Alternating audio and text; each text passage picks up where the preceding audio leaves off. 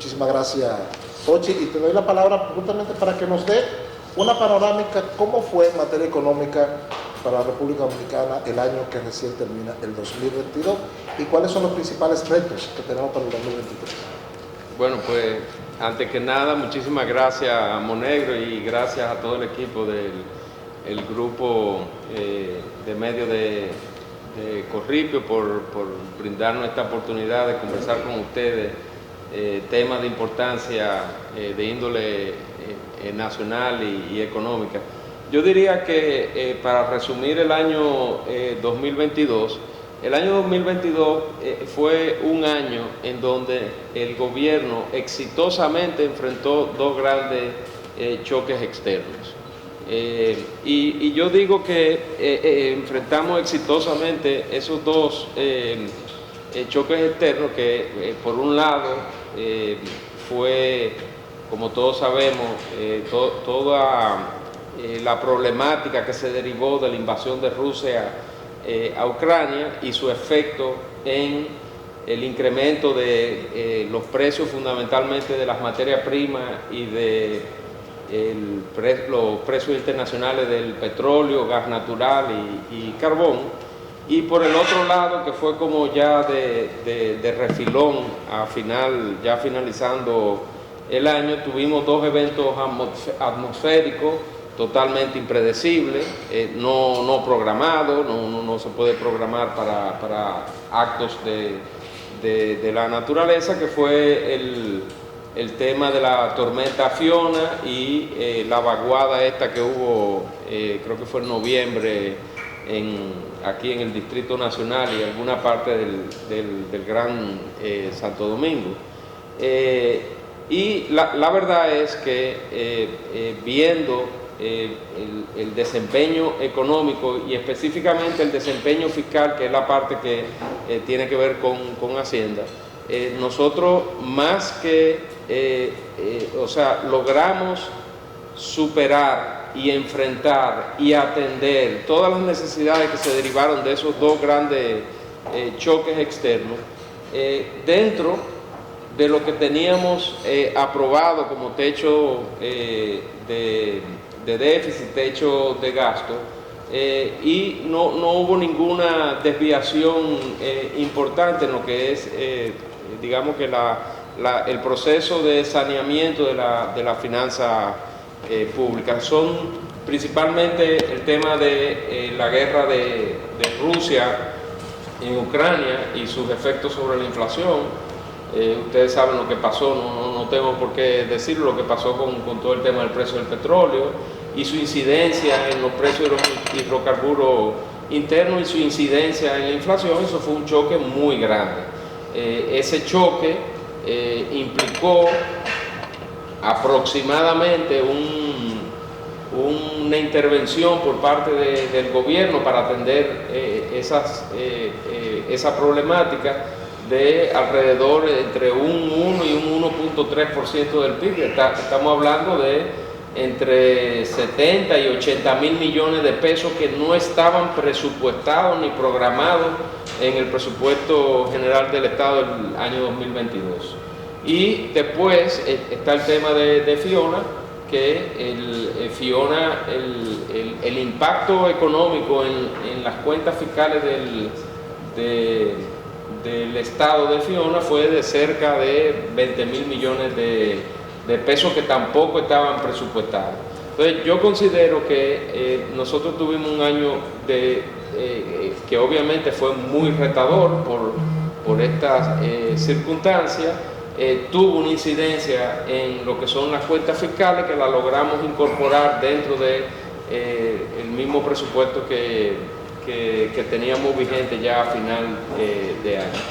Y a nivel de los otros indicadores de índole económico, macroeconómico, yo creo que fue un año también muy bueno, principalmente si nos comparamos con otros países de América Latina e inclusive del mundo. Nosotros vamos a cerrar cerramos el año 2022, falta que el Banco Central haga la publicación ya definitiva, con un crecimiento económico en torno del 5% del PIB, es un crecimiento envidiable en América Latina y en el mundo, es un crecimiento importante.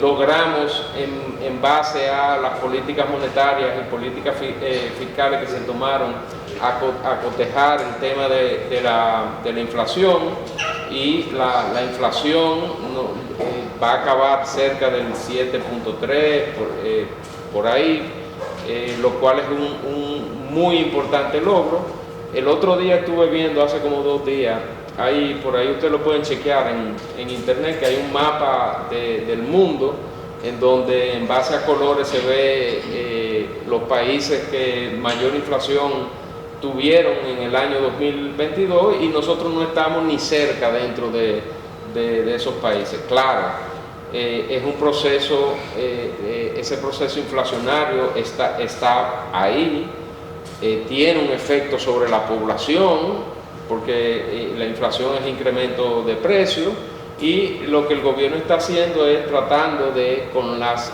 herramientas que tiene, tanto por el lado de la política monetaria como de la política fiscal, mitigar en la mayor proporción que se pueda esa parte de la inflación que afecta a todos los ciudadanos. Y uno se pregunta, viendo eso y algunas publicaciones que ustedes han tenido, ¿cuál es la característica de la economía dominicana que la hace tan resiliente? Porque estamos hablando de varios impactos externos e internos importantes, sin embargo, de un crecimiento de un 5%. ¿Cuál es la magia de la economía dominicana? Bueno, yo no lo catalogaría como magia. Yo sí te puedo decir que en estos dos últimos años hay un aspecto muy importante que ha ayudado a la economía a sortear todos estos problemas, que es el factor confianza. Ese factor confianza que ha venido impregnado por una administración, por un nuevo gobierno, un gobierno pro inversión, que lo que ha hecho es brindar confianza a inversionistas, tanto locales como extranjeros, de que este es un país seguro para la inversión y de que le tenemos la mano abierta a cualquiera que quiera venir a hacer negocio de forma legal, a crear empresas para el desarrollo de la economía. Lo puede ver en lo que está sucediendo en la zona franca.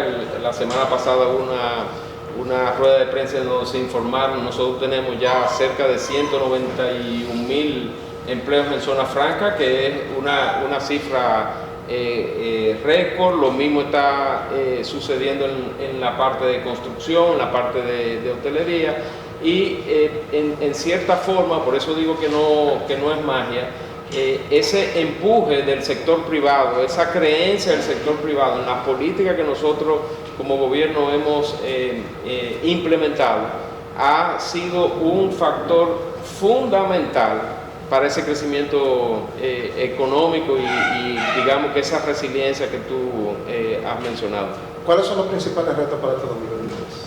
Bueno, los retos para el 2023, obviamente sigue el conflicto bélico Rusia-Ucrania.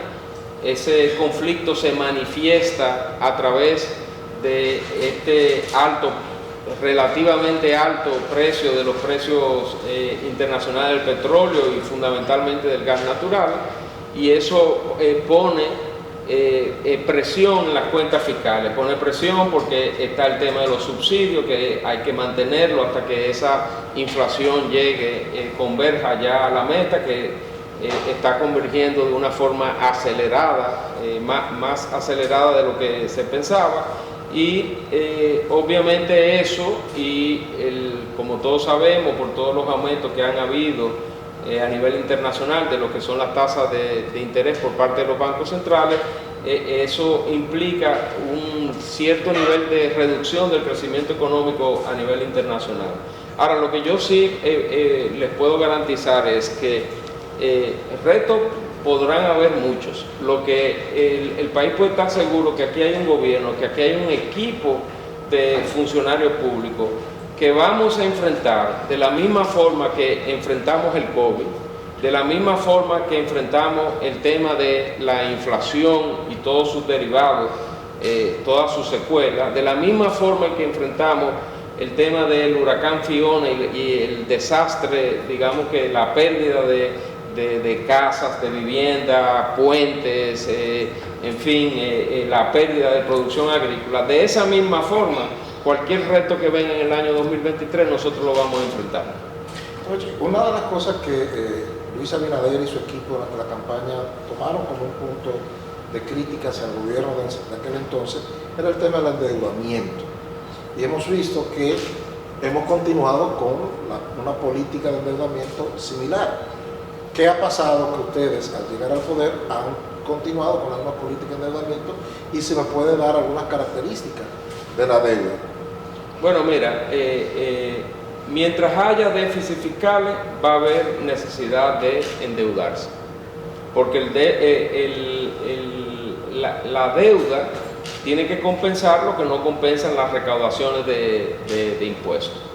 Y la verdad es que cuando uno ve lo que ha pasado en nuestro gobierno, la deuda, yo hice una publicación la semana pasada, hay dos elementos que hay que ver con la deuda. La deuda es un tema complejo, muy técnico, que hay que abordar digamos que con responsabilidad. Lo primero es que lo que ven las agencias calificadoras de riesgo, y yo digo que no hay nada más pendejo que un dólar, y no hay nada más conservador que una agencia calificadora de riesgo, es la capacidad que tiene el país de honrar sus compromisos. Eso se mide por varias formas. La forma fundamental es la relación de deuda sobre el tamaño de la economía. ¿Qué nosotros hemos hecho?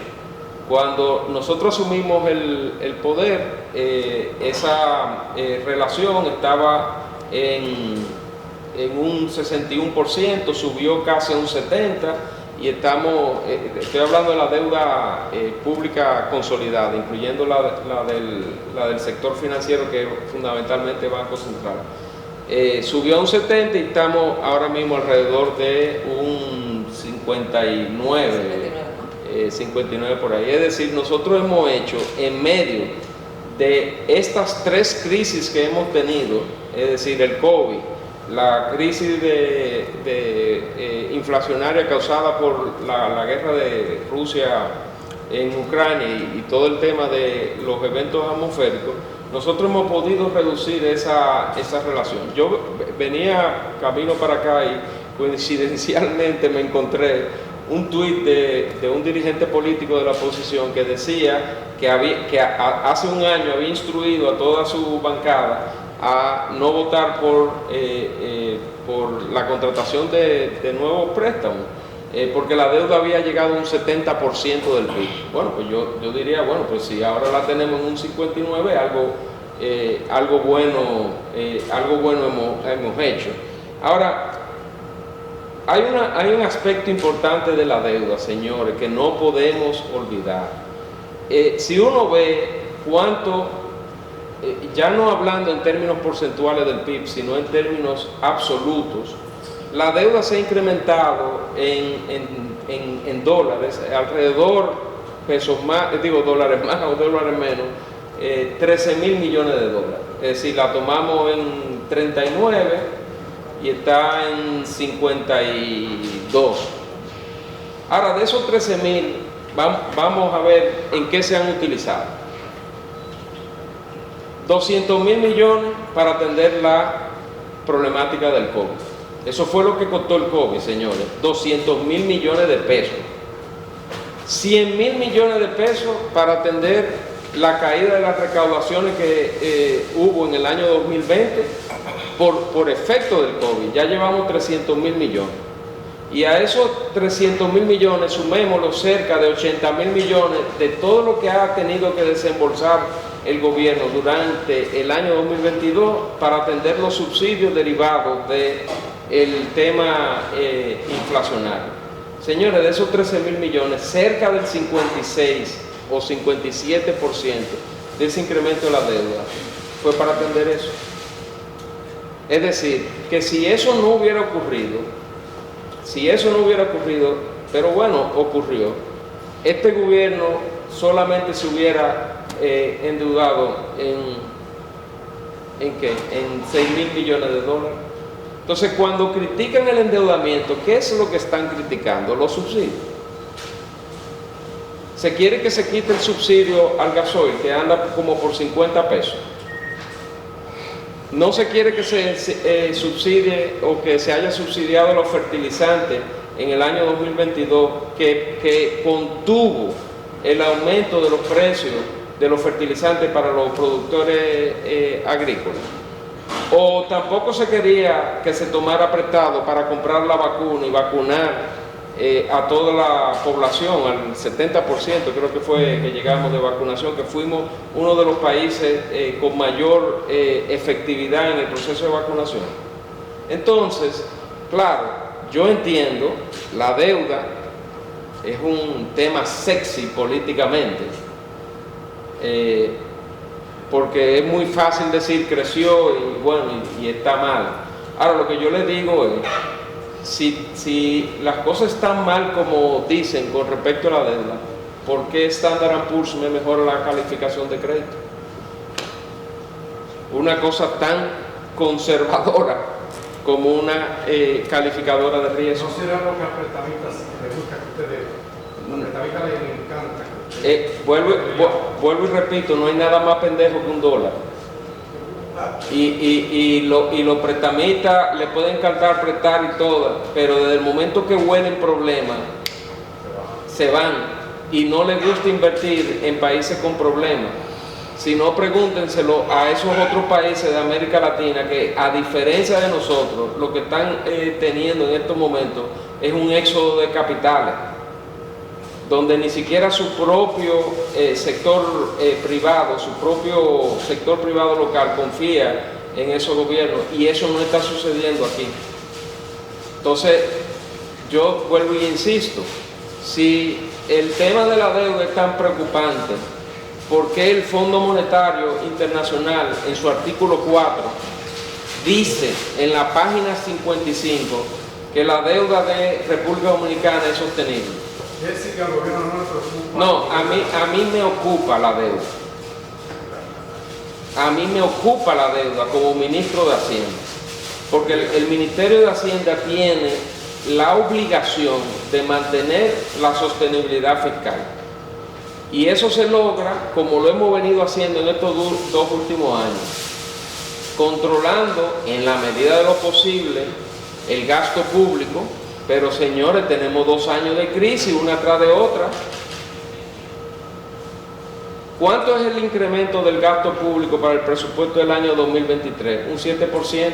Ahora, ese 7%, ¿en qué está? 45.000 millones. El presupuesto, el gasto para el año 2023 aumenta en cerca de 94.000 millones de pesos, pesos más, pesos menos. Ahora, ese incremento, ¿en qué está? 45.000 millones para educación y como 40.000 millones para el pago de intereses sobre la deuda. Ahí se fue todo.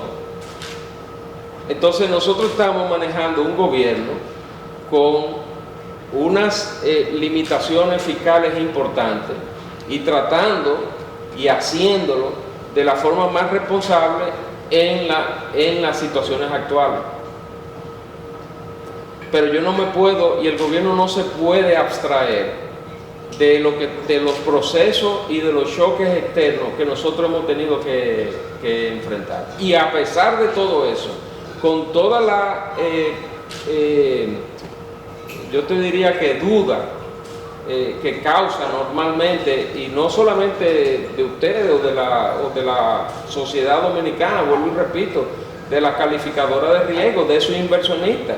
Yo estuve, y María José como viceministra de Crédito Público, estuvimos ahora en Washington para las reuniones del Fondo Monetario y del Banco Mundial. Nosotros nos reunimos con toda la calificadora y como con 7 o 8 grupos de inversionistas diversos, y óyeme, ellos muestran, digamos, que tienen sus dudas de cómo vamos a atender. Ahora, nosotros desde que llegamos siempre le hemos dicho lo que vamos a hacer y lo hemos cumplido, y eso nos ha merecido a nosotros esa mejora de la calificación.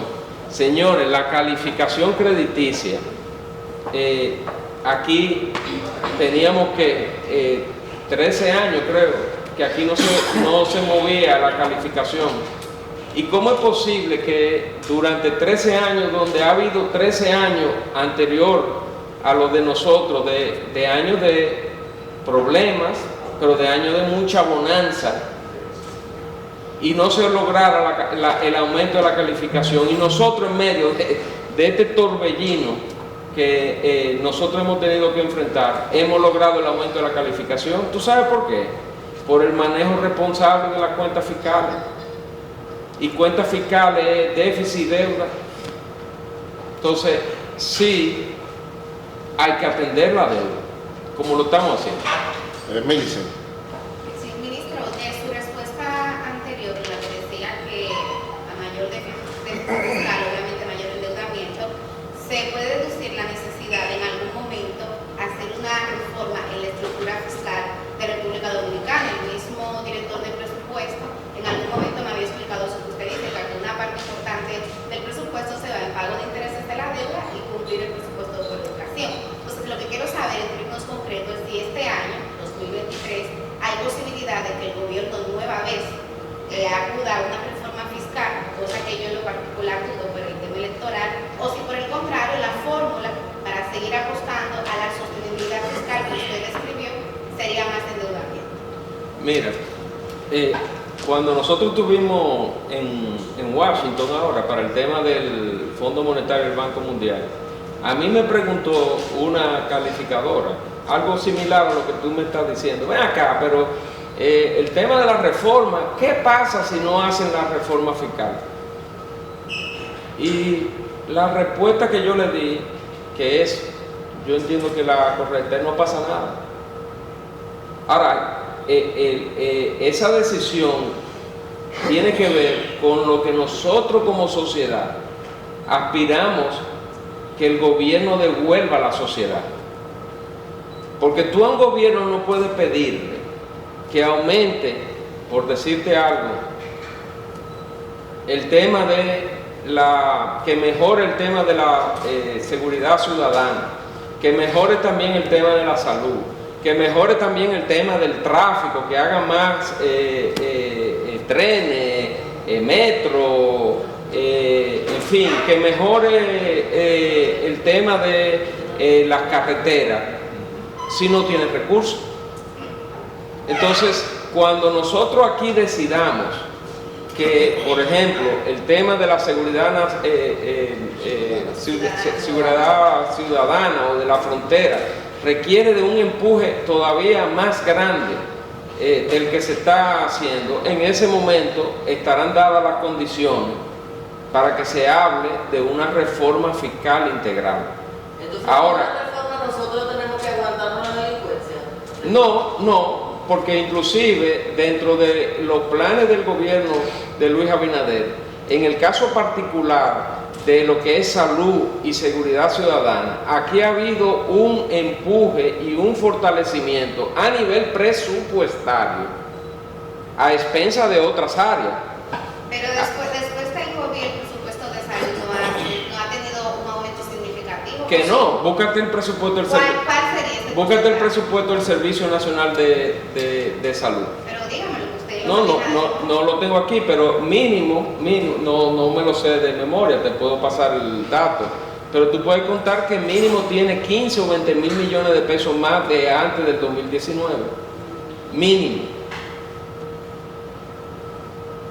Y lo mismo pasa con la policía, con el tema de la Policía Nacional. Para el año 2023, el presupuesto de la Policía Nacional,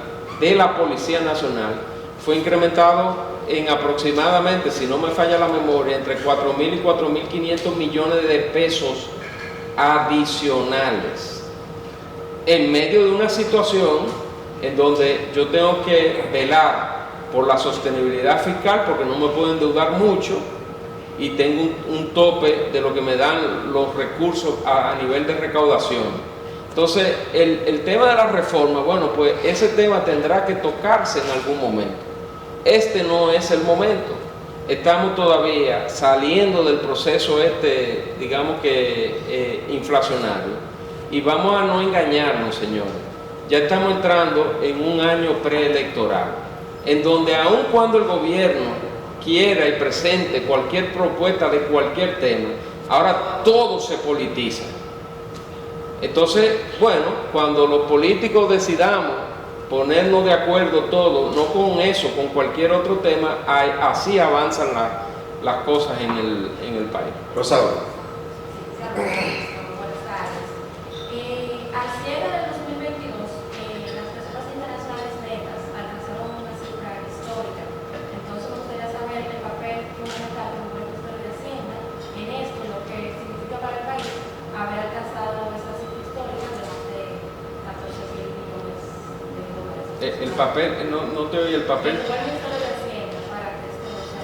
No, ese es el área de la autoridad monetaria y financiera, que básicamente es del ámbito del Banco Central y su política tanto monetaria como cambiaria. Y Hacienda no tiene, digamos que una incidencia, porque eso tiene que ver con la política cambiaria, lo que ha sido el proceso, digamos que de ingreso de divisas, quizá, y no a nivel de Hacienda, sino a nivel del gobierno central,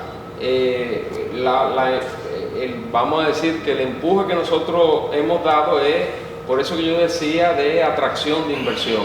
Mientras más inversión llegue, son más dólares que entran al sistema local, que permite al Banco Central acumular reservas. Eso se está viendo por el lado de las exportaciones, por el lado de la inversión extranjera directa, por el lado de los ingresos de turismo. Esas tres, digamos que grandes cosas unidas a las que son las remesas, ha permitido al Banco Central esa acumulación de divisas que a nivel histórico es una cifra récord, pero más que a nivel histórico es en función de las métricas, de lo que son, digamos que niveles de reservas adecuadas que establece el Fondo Monetario Internacional. Yo creo que nosotros, por el lado de las reservas internacionales, tenemos un Banco Central bastante fuerte. Eso es un mensaje, señores, ese nivel de reserva es un mensaje súper importantísimo para inversionistas extranjeros, porque en esencia la reserva es, como quien dice, la alcancía que tiene el Banco Central para enfrentar cualquier problema inesperado de salida de divisa o presión sobre el tipo de cambio. Y un Banco Central que tenga ese nivel de reserva da tranquilidad a los inversionistas de que cuando quieran enviar dividendos o pagar intereses, siempre van a encontrar la divisa en el mercado, porque el Banco Central la puede, digamos que poner a disposición de los bancos. En esa misma línea, esa misma tesitura, ministro, mi vieja resumió eso que usted acaba de decir como una frase: el que guaya se lo tiene. Muy bien, pero uno se pregunta, 14.000 millones de reservas de dólares, 14.000 millones de dólares, y sin embargo hay un festival de préstamos de endeudamiento. No se podría, perdón mi ignorancia, no se podría poner una parte de esa reserva y evitar la escalada en la